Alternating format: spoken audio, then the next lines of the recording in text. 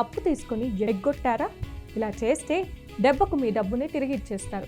ఎవరైనా మన దగ్గర నుంచి అప్పు తీసుకొని తిరిగి ఇవ్వకుండా ఎగ్గొడితే చట్టపరంగా మన డబ్బును తిరిగి పొందే అవకాశాలున్నాయి అని న్యాయ నిపుణులు చెప్తున్నారు. ముఖ్యంగా అప్పు ఇచ్చేటప్పుడు సరైన ఆధారాలు ఉంటే కేసు వేయడం చాలా సులభం అవుతుంది. ప్రామిసరీ నోట్ ఒక ముఖ్యమైన డాక్యుమెంట్గా పనిచేస్తుంది.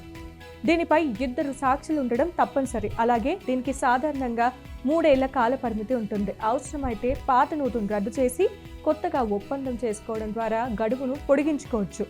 ఇక చెక్ ద్వారా అప్పు తీసుకొని అది బ్యాంక్లో బౌన్స్ అయితే అది నెగోషియబుల్ ఇన్స్ట్రుమెంట్ యాక్ట్ ప్రకారం క్రిమినల్ కేసుగా మారుతుంది. కోర్టు ద్వారా జైలు శిక్షతో పాటు డబ్బు తిరిగి చెల్లించేలా ఆదేశాలు కూడా ఇవ్వచ్చు. ఇలాగే డబ్బును ఎప్పుడూ నగదు రూపంలో కాకుండా బ్యాంక్ ట్రాన్స్ఫర్ లేదా ఆన్లైన్ లావాదేవీల ద్వారా ఇవ్వడం ఉత్తమం. ఎందుకంటే బ్యాంక్ స్టేట్మెంట్ కోర్టులో బలమైన ఆధారంగా పనిచేస్తుంది. సరైన డాక్యుమెంట్స్ లేకుండా ఇచ్చిన నగదు అప్పును తిరిగి పొందడం చాలా కష్టం. కాబట్టి ప్రతి అప్పు విషయంలో చట్టపరమైన జాగ్రత్తలు తీసుకుంటే మన కష్టార్జితాన్ని సురక్షితంగా కాపాడుకోవచ్చు.